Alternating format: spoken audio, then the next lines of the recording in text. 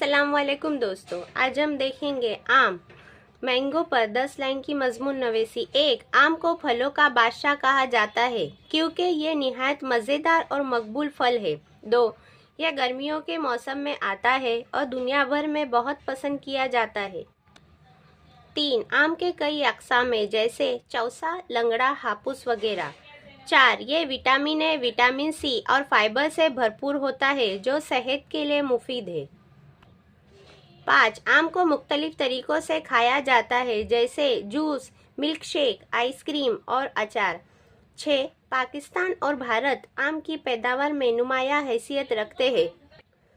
7. इसका जायका मीठा, खुशबूदार और रस भरा होता है जो हर उम्र के अफराद को पसंद आता है। 8.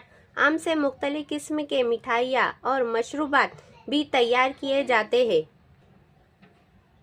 9. गर्मियों में आम खाना ना सिर्फ लज्जत बख्श होता है बल्कि जिस्म को तवानाई भी फराहम करता है। 10. आम का मौसम बच्चों और बड़ों सबके लिए खुशी और मज़े का वक्त होता है। शुक्रिया दोस्तों, वीडियो अच्छी लगे तो लाइक, शेयर और सब्सक्राइब कीजिए।